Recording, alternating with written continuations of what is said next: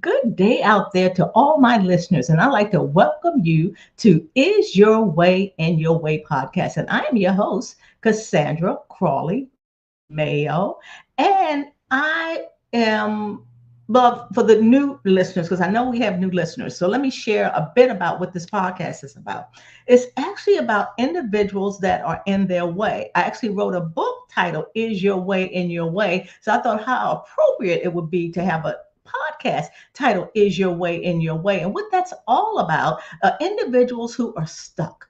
It's kind of like, you want a new job, you want to be promoted, you need to get out of a relationship. Maybe you need to get over a divorce. I don't know. Maybe you need to forgive somebody. Maybe, you've just been struggling with stress and pain and you can't figure out how to get out of it. Well, those are the things that we like to talk about on Is Your Way in Your Way. And today we talk about, let me share. We talk about topics related to personal development, also business development, and also it will enable you to do some self-reflection. And today our topic is how to calm your nervous system to alleviate pain, stress, and anxiety so you can go for your dreams. Imagine that. Now, who's not stressed these days, right? And who better yet to talk about this is Dr. Amy Novotny. Well, hello. I'm going to call you Dr. Amy. How are you today? Hi, Cassandra. It's a pleasure to be here. I'm doing very well. And thank you so much for having me on. Absolutely. I'm so glad that you are on. And before we get started and take a deep dive into, I'm calling her Dr. Amy, I want to read a little bit of her bio so you as listeners can understand where she's been, who she is, and just have a point of reference that will enable us to move forward with this interview. Dr. Amy is the founder of PABR Institute, and that means pain, awareness, breathing, and relief. She's dedicated to providing natural relief from pain, stress, and anxiety through her unique PABR method. She has a unique method with over 12 years of experience in orthopedics, sports, geriatrics, chronic pain, and more. She developed this method to address restrictive and painful conditions without reliance on medications or surgeries. Wow, I'm excited about that. Her work has helped countless individuals find freedom from pain and improve quality of life.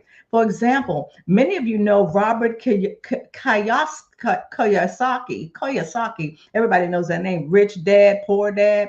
He had some pain in his hand. So in other words, she talks about how the body is in a protection mode when we have so much pain and stress and all of that. So she has actually co-authored several books that are on Amazon and Wall Street Journal bestseller.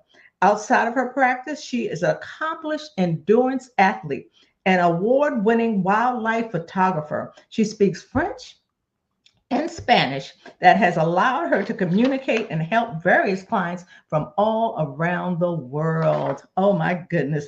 So Dr. Amy, could you explain to my listeners, what was life like before you went abroad?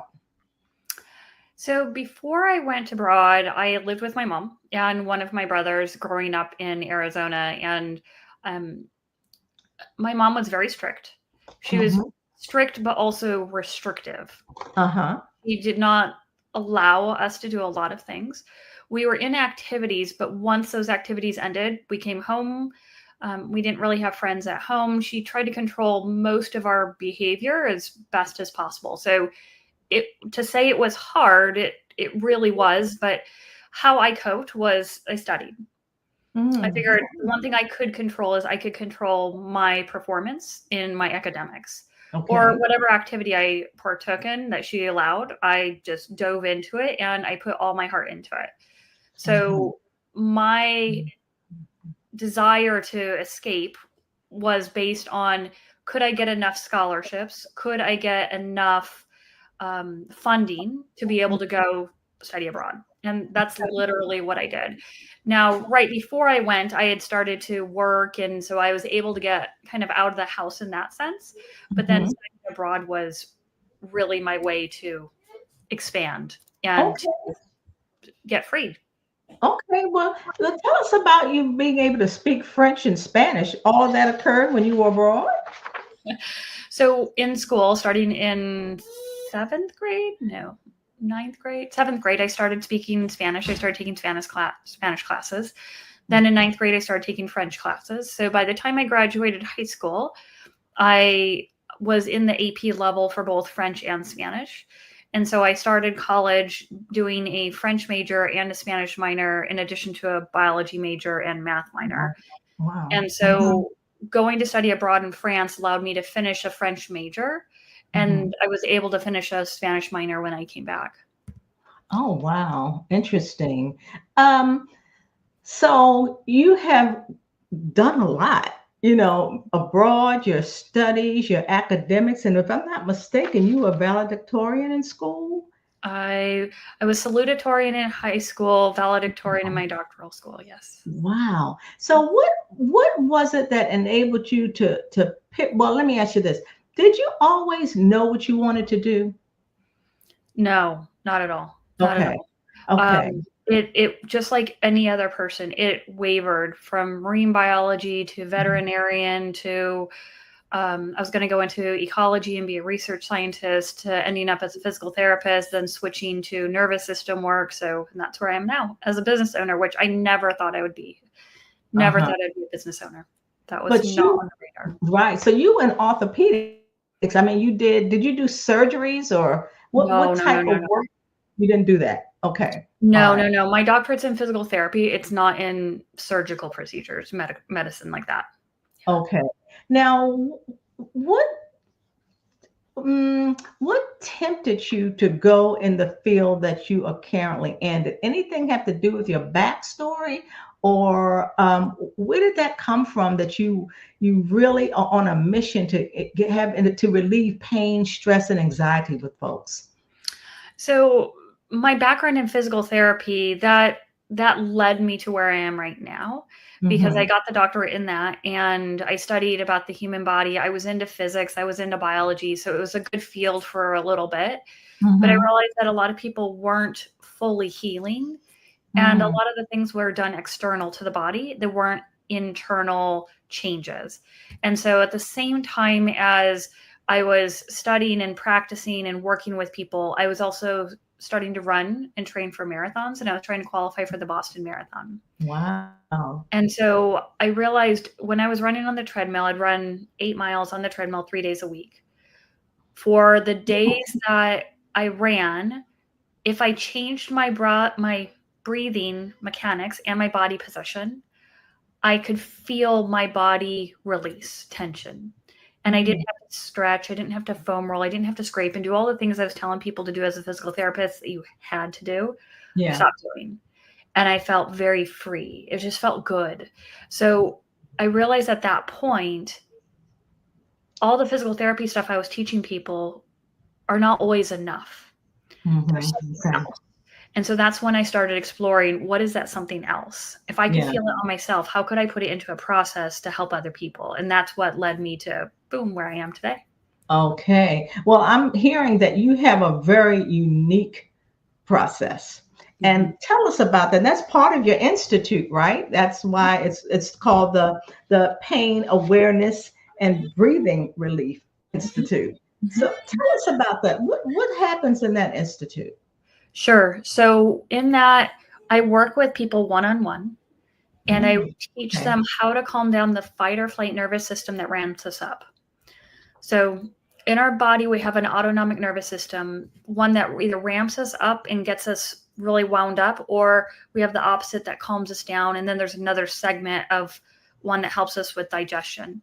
So the fight or flight nervous system, we often hear fight, flight, freeze, or even fawn, which is people pleasing. So people who are people pleasing, they are still in a heightened state because they're not in a relaxed state, because they're trying to accommodate to someone else.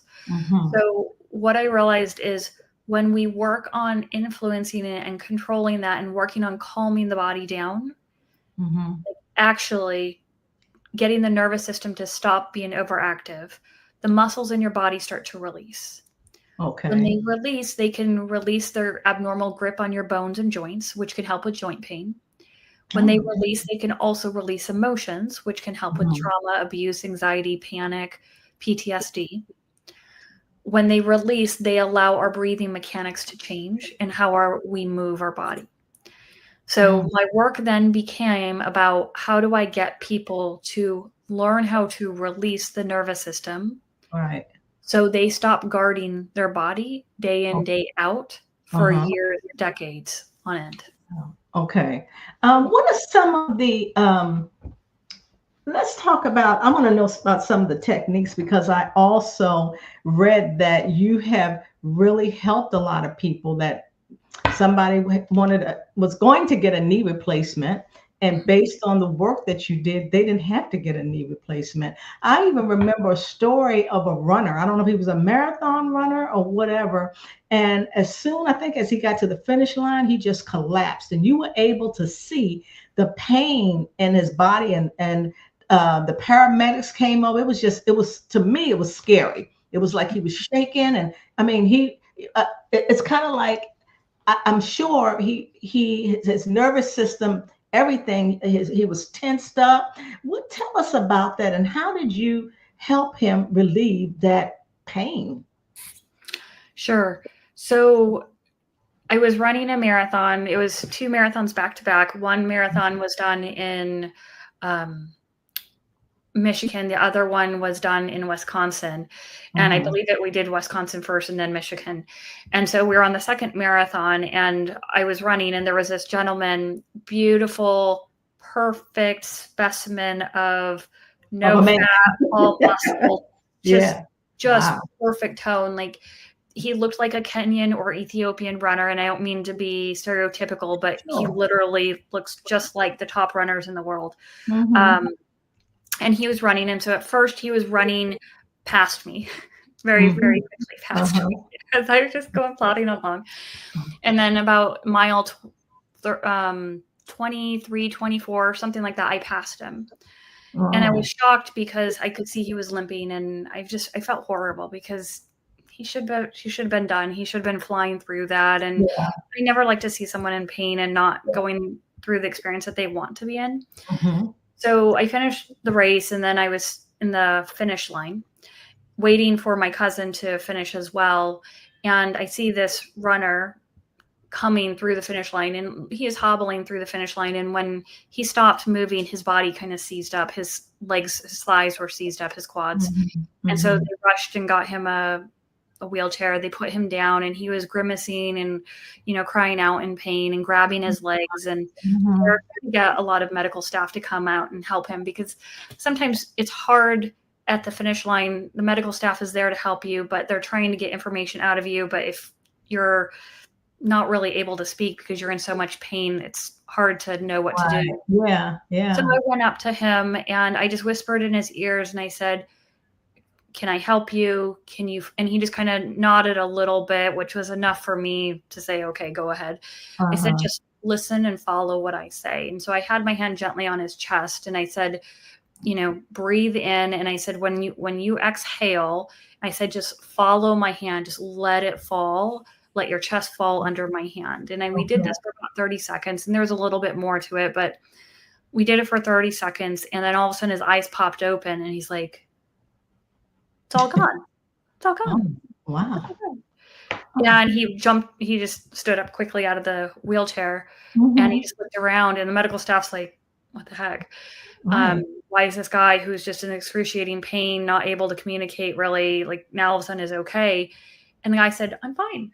I'm totally fine." And he looked at his friend that was on the other side of the fence, and his friend said, "Hey, are you okay?" He said, "Yeah, I'm hungry. Let's get food." And he just started looking. And so I just kind of backed up, and the guy didn't even realize that I was there or what had happened. He just realized all of a sudden he was out of pain, and I had already backed off. So I I didn't want to create a commotion or to mention who I was because I was waiting for my cousin to finish and I didn't want to get kicked out of the area. Right. So, oh my gosh. Yeah. And so basically what we did was his nervous system had overloaded and his muscles had gone into spasm. And what we worked on in those few seconds was just getting his nervous system to calm down so his muscles stopped an abnormal contraction that was too much for him and too much for his bones and joints, which causes excruciating pain. Yeah. Yeah. So tell us about this breathing. I hear that so much, even when people meditate, even when I work out, I say, don't forget to breathe in, hold your abdomen in and then breathe out and breathe in. But yet you have some techniques and you don't, what I'm understanding is not that you don't believe that you don't sit up straight and with your abdomen straight, that these are the things that we're told to do. Why do you think we should not do that? Because first of all, we all experience stress. We do. And a lot of people are in pain, some type of pain. If it's their legs, their knees, their arms, their back. What techniques do you use that are so unique that can mitigate all that? Right. So one, I reverse how people breathe. Okay. So we work on changing what is typically thought of as a normal way of breathing, which it's not really a normal way of breathing, especially, I mean, I have a toddler right now, a baby, and I've watched him closely. So when we breathe, we don't want to breathe where we're sucking our gut in as we exhale. We actually want to do the opposite, where we exhale and allow our belly spill out. So what I work on with people is a full process of getting them to change their breathing mechanics so that they don't breathe in a way that tightens them up. We want our breathing to allow us to relax, to calm down. So that means we have to change a lot about what we do. And what I'm saying right now means not much to a lot of people, but it takes time. It's not like I can just tell you all the techniques, because how you have changed your breathing, Cassandra, is different from someone else and how they've changed their breathing. So what I teach people is I look at their body and I see, okay, where is your rib cage position? Okay, it's like this. So we need to adjust your rib cage position so it's not high or elevated or tipped, so that we can get your muscles to work correctly, so that your diaphragm works the way it's supposed to do it and get air into your lungs. So it's different for everyone. So that's why I say it's not something that is the same process for everyone. Which is one of the reasons why I do this with one-on-one on people, is working to try to get them to release tension in their body, but I have to do it in a way that serves them. And if I do it in a way that serves one person, that's great, but it may not be the same for another person. Okay. So is it just breathing that can mitigate the pain and the stress? Is that all you have to do, is just breathe? Nope. The reverse? We're not just sitting here kumbaya breathing. It's not breath work. It's changing your breathing mechanics. We're changing the position of your rib cage and how you hold yourself and how you hold your pelvis, how you hold your rib cage, so that your breathing mechanics allow your body to relax. Then we have to work on stabilizing you. So if you learn to relax, let's say you went to a massage therapist and they're pounding on you and you're like, oh, this feels good. And the next day you wake up and you're like, I'm just as tight as I was. Yes. That's because your nervous system didn't change. You had someone do something external to you and press on you, but they didn't really change your nervous system. So what we're doing is saying, okay, let's teach you how to relax the nervous system so you release the muscles yourself without needing the massage therapist. Okay. And then you stabilize your body that way, so the next day you don't wake up and you're tight like you would feel after a massage. We want you to keep the gains that you've received. So it's not just working on the breathing mechanics, but it's learning how do we change what muscles you use to stabilize you so you don't go ahead and tighten back up. Okay. Does that make Okay. sense? Yeah, a little bit. I guess, and I know you do. When you say you do one-on-one, do they have to come to you? Do you do it virtually? Or how does that operate? Sure, it's all virtual. It's It's all all virtual. virtual. Yep. Wow. So you can actually work with people, see them, see how they are. And that's amazing. Well, tell me about, you have some other techniques, and I'm curious because not only the pain and the stress, but I'm hearing that even there's so many people with insomnia. I'm just shocked how many people don't sleep well at night. Mhm. And one of your techniques is that once you're done, or as you indicate, it's not an overnight thing, but people start sleeping through the night. Mhm. What do you do? Like, what technique do you use to help people sleep all night? This is all the same stuff. Really? It's no different. Yep. Yep. So we're teaching them how to calm down the nervous system. And they use that before they sleep. They go to bed at night, and literally it's the same stuff. It's no different. Once you learn how to get your nervous system to calm down, Mm-hmm. you feel your body relaxing, your Mm-hmm. body just lets go and you can sleep better. And it helps with nightmares, it helps with insomnia, it helps with that brain that just keeps working on edge and won't stop going. It's all of it. Yeah. Yeah. All the same stuff. It's all Wow. nervous system work. Your nervous system affects every organ system in there. That is amazing. Well, look, I saw that you use straws Mhm. and you use bubbles. And Mhm. that's why I'm like, is that all part of it? But what you're saying is really getting the breathing straight. Where do the straws come in? Where do the bubbles come in? Blowing bubbles, which I used to love to do when I was younger. That's good. Don't stop.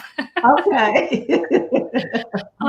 So the straw comes in. So when I'm going through changing people's breathing mechanics, the straw comes in because we're working on getting them to blow out where there's not a restriction in their airway. So Okay. when you blow out, you want the air to come out where you're not creating pressure. So a lot of times you hear pursed lip breathing, or they say, bring your lips together and blow out. I Yeah. don't like that because it creates pressure in you, and you can feel it. As soon as you do that and you bring your lips together and you Yeah. blow out, you can feel pressure start to develop in your chest. So I have people use a straw. So when they blow out and it's like the air just comes out. Oh. It allows the air just to come out like an open hose so that you're not using abnormal muscles to breathe anymore. Mm. We want the diaphragm as it goes up to push air out, not you to tighten up your neck, your belly, your shoulders, your back. We don't want to tighten up areas to exhale. Oh. Our diaphragm works really well. And if we give the diaphragm a chance to work, it does wonders for us. And Uh-huh. other areas in our neck and our back can really learn to start to relax. Wow. Yeah. You see me trying to blow. I don't have a straw or anything, but I'm trying to practice what you're saying. So this is really weird. So you Yeah. get a straw and you blow in it, like, and then you breathe and you exhale and inhale. There's more. You breathe in through your nose, you exhale through the straw. There's more to it Okay. that as we go through it, I watch your body, make sure parts of your rib cage is going down and in, and you can feel like your collarbones relax down. You can feel your shoulders drop down and your belly spills out. So there's a full-on process to doing this that Mhm. can do wonders for you. And then the bubbles are kind of I use them after someone's been practicing for a while. I'll have Mhm. them practice blowing bubbles because it helps them get out of their patterns that they've been in. Now, if it's a kid, I'll go to bubbles a little bit earlier on in the process because Uh-huh. they don't have a lot of stress tension that has locked them up like us Mhm. adults. So Yes. it's very easy to get a kid to change quickly and just have them start blowing bubbles right away. Oh my goodness, this is amazing. So let's talk about arthritis. Perhaps like as people get older, and I also remember my mom when she started having arthritis, she would say, "It's going to rain." And I'm like, "What?" She said, "I can feel it in my bones. My bones ache because I can tell it's going to rain." So do you do the same thing for arthritis, or is arthritis, I don't want to say real. I'm sure it's real, and bursitis and all of that. But does your technique help with arthritis? Or, yeah. It does. So arthritis is really just a degeneration of cartilage, the covering on bones. So arthritis doesn't mean pain. Arthritis is just a degeneration of cartilage. You can look that up. You can read all about that. We often associate arthritis with pain because anytime you go to a doctor and you have some type of joint pain, they often take an X-ray and then say, "Oh, you have a degenerate little wear and tear on these bones. That's arthritis pain." Oh. And they're really trying their hardest, but I don't believe that's the case. I say that because I've worked with people who are bone on bone, who have been bone on bone for years. And I've worked with them to calm down the nervous system, the same stuff we've been talking about. They do well. They get the muscles to relax. They can feel their muscles relaxing. The bone and joint pain goes away. Did the arthritis change? No. The arthritis is still there. The degeneration that is really what arthritis is still there. But the thing is, their bones have changed position because the muscles stopped pulling abnormally on the bones. As soon as the muscles stop pulling abnormally, their bones go back into the normal position. They can glide and they're fine. And they're okay. They don't need to have a joint replacement, injections anymore, because they changed the position. They changed the nervous system. They're fine. Wow. This is fascinating. Now, I remember, so let's say, because a lot of people, I have friends that had 2 knee replacements, hip replacements, and they're not old. I mean, it's just weird. It's like, and they say, well, I think you probably needed the older you get. I'm like, I hope not. So what you're saying is sometimes people are getting these replacements and it's not necessary, you think? Absolutely. I've worked with many people who've had replacements and regretted getting them. Yeah. Because it didn't solve their issue. It really didn't. And so it often won't. So when you think about a surgery like a joint replacement, they're cutting into a lot of parts of your body to create space, to give you back space. But if the problem was your joints were being pulled abnormally by the muscles, that surgery doesn't fix that. It creates space for you, but if your muscles are acting the same way they did before, it's still going to behave that way on your joints. Now, it might create enough space that gives you some benefit for a period of time, but it may not solve everything. For some people it does, but for some people it doesn't. Wow. So it depends on the person too. Sure. Now, there are people who want the surgery. By all means, go get the surgery. No criticism, no judgment. But there are people who don't want the surgery, and those are the people that I would love to work with because they don't want that surgery, and I'm okay with that. But again, nothing against anyone who wants the surgery. If that's their path, by all means, I'm happy to support them. How long, and I guess I'm going to ask something you'll probably say, it depends on the person. Like how long, you know how you go to a chiropractor or have physical therapy. Like I've had back problems in my life and they'll tell me what to do and I feel great, and I come home and I do the little exercises, but I don't continue to do them. I'm like, okay, I feel good. That's it. So with your methodology or modality, is it something that they have to keep doing after they go to the institute? Like they can't just stop. They just know the methodology they have to do in order to alleviate the pain? Right. So yes and no.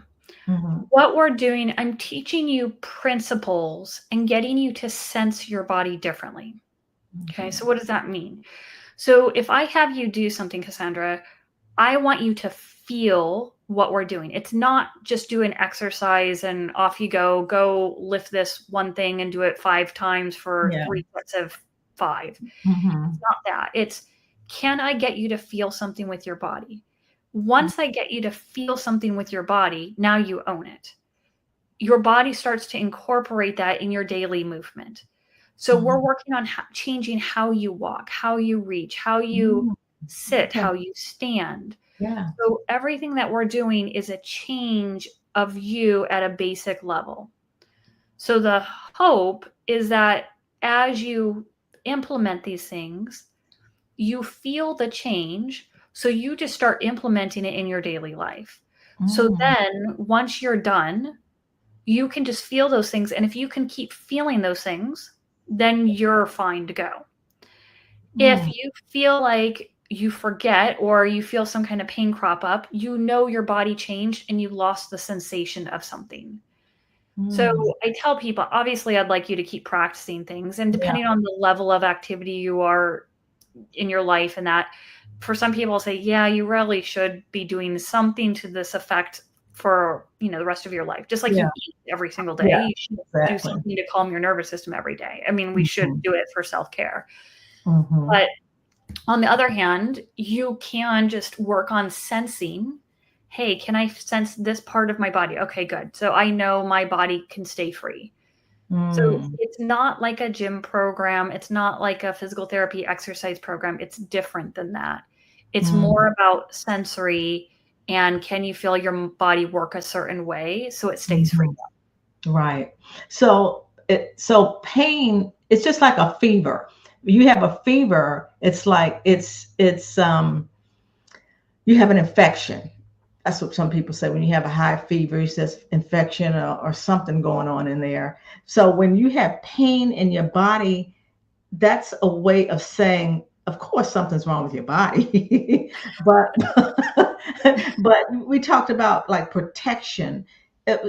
So the pain is because let you know, of course, something's wrong, and it's your back or it's your shoulder.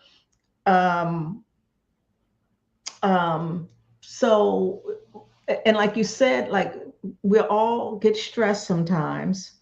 And you talked about high achievers. There's certain things that high achievers do, and they cramp up. They so busy working, and they do this. And people, as I indicated before we started talking, is they live with pain. They think it's just their fate, and I know you don't believe that. Yes. Right. Right. It's just like a headache. If somebody has a headache, what you do can alleviate the headache too. Wow, you're like a miracle worker. I just understand how the body works. And occasionally there are people that stump me, or it just takes longer because of the trauma in their past. But it's more your pain is a signal from your body to your brain that something is out of position and your body is asking for help. So your choices are keep doing the same thing that you have been doing and stay with that pain or whatever that your body's talking to you about, or you can change things. You can change things, and sometimes it's a little bit of a puzzle depending on how much knowledge you have of the body. But sometimes it's a bit of a puzzle on how do we get the body to stop having this signal. Yes. You have to figure out, okay, what do I need to change? Yes. For some people, it's easier to figure that out than others. But that's why I say this is a process. That's why I say I have to look at your body to see what's going on, just like any practitioner will tell you. Sure. No one's going to diagnose you with anything without taking a look at you. Okay. It depends on how you're moving. How you move, how you walk, how you stand, how you reach tells me the state of your nervous system. So I want to take a peek at it so I can give you all the right information so that you know what you have to work on and you can sense and feel. But ultimately, your body tells you. It tells you, hey, you're not doing something the way we want you to do it in order for you to be pain-free. Are high heels not good for women?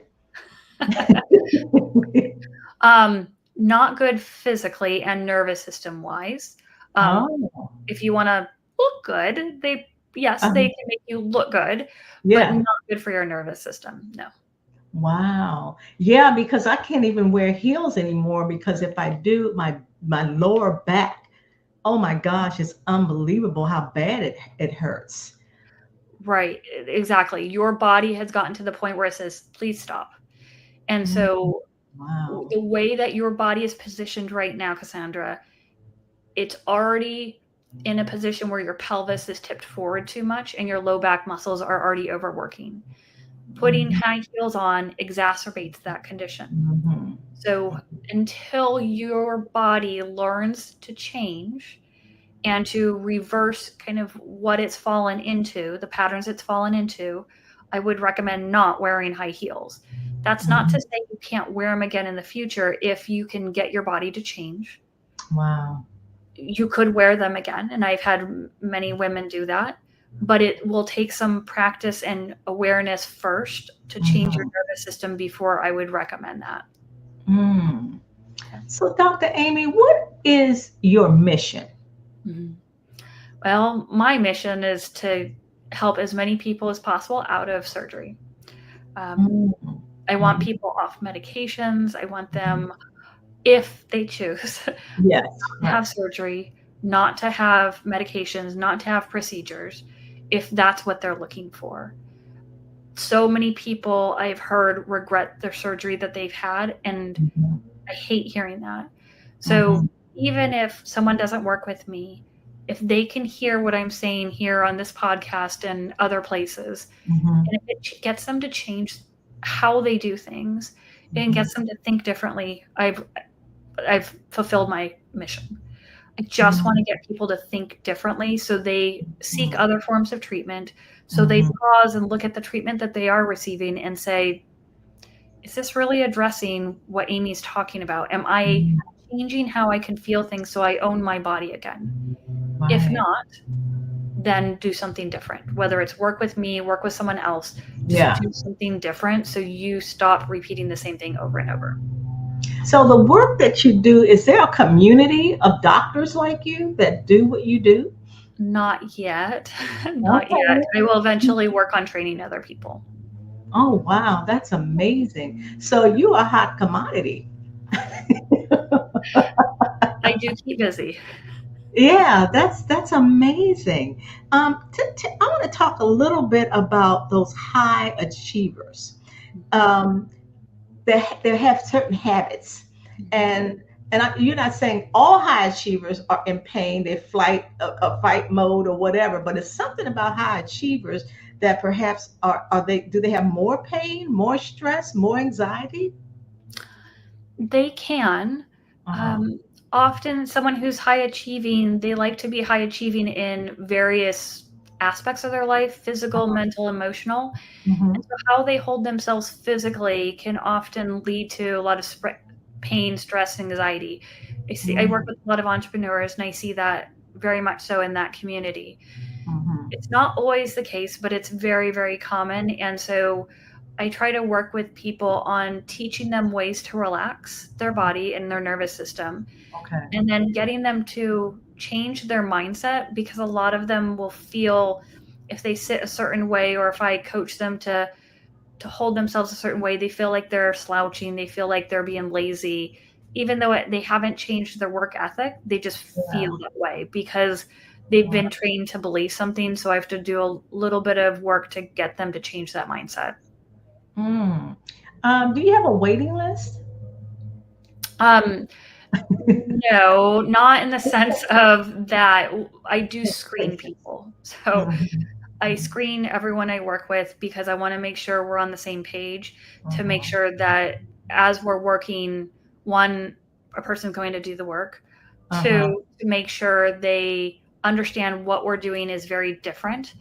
Okay. So I will tell people during the screening process, I'll say, yes, this would be a good fit, or no, right now this is not the right fit because it's not what you're looking for. And Mm. check with me later. Okay. That's good. That's good. Yeah. Um, wow, that's great. The Yeah. screening process. Wow. So, hmm, wow. I'm just in awe. What we haven't talked about was anxiety. Mhm. A lot of people, it's either depression, anxiety. It's, I don't know if it's the same thing, but they're all tight. And I've seen people, you can tell when they have anxiety. So what you're saying is the work that you do now will mitigate it, stop it. It will. It can help with it, depending on what the person's doing and what's going on in their life. It can help people get rid of it. Some Mhm. people, it helps them lessen it Okay. and they can manage it. But it depends. So much of anxiety depends on how much a person is willing to change their life. So anxiety usually shows up after a long period of keeping a person's life a certain way. Uh-huh. Now we can change that, but it depends on how much of a radical change a person is willing to do. That's Uh-huh. give or take. It's depends on the person, depends on their circumstances. Mhm. So I can't always promise the moon because so much is dependent on, is the person really willing to change their life? Okay. So when you say change your life, it's not just the body, is it food? It's kind of like, why would they have to change that? Why are you saying change their life? Because of the way they walk, they talk, they sit, exercise, all of All that? of it, all of it. It's how they sleep, the position they sleep, what hours they go to sleep, um, what they eat, Hmm. how they carry themselves, that everything that you mentioned physically, that matters. How much they move, how much their job stresses them out, their relationships stress them out. It Hmm. All of it depends on that. Because anxiety often comes from a chemical change that happens in the body as a Hmm. result of the whole entire lifestyle. Oh, okay. So we have to look at everything, Okay. and it really is dependent. Is the person able and willing to change? Hmm. And do they feel comfortable changing, or is it going to create more stress or anxiety for them? It really depends on the person. That's amazing. That's amazing. How can people get in touch with you? Sure. They can go to the website, pabrinstitute.com. So pain awareness, breathing relief. So PABR Institute.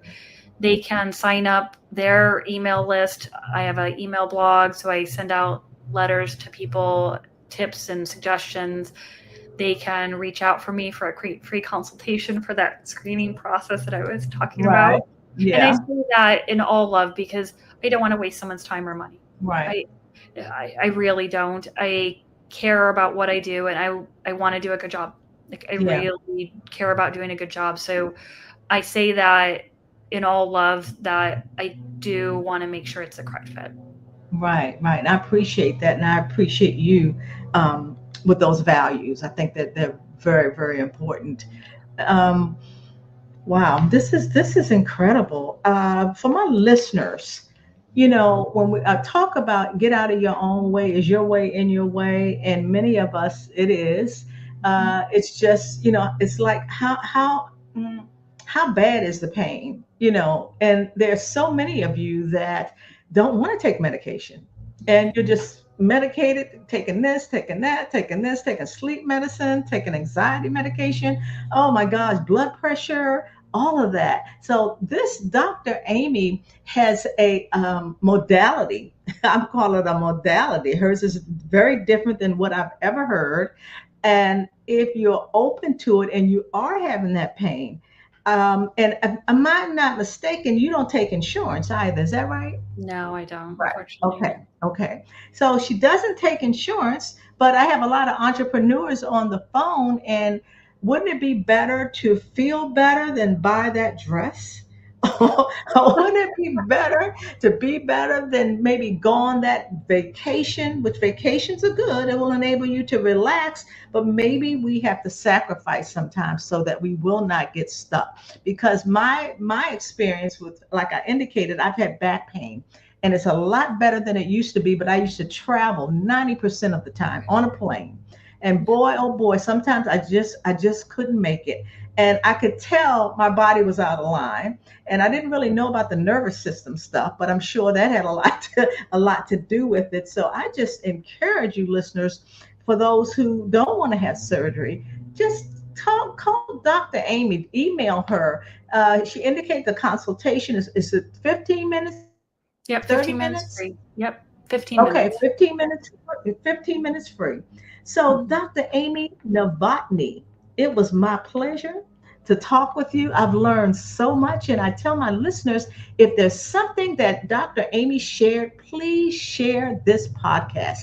And when you do, hit the button that says publish, hit the button that says like, and that way you'll hear more of these fabulous podcasts that Is Your Way in Your Way broadcasts. So again, thank you, Dr. Amy. It was my pleasure to meet you. And my audience, my listeners, I always say, bye for now. Thanks again, Dr. Amy. Thank you.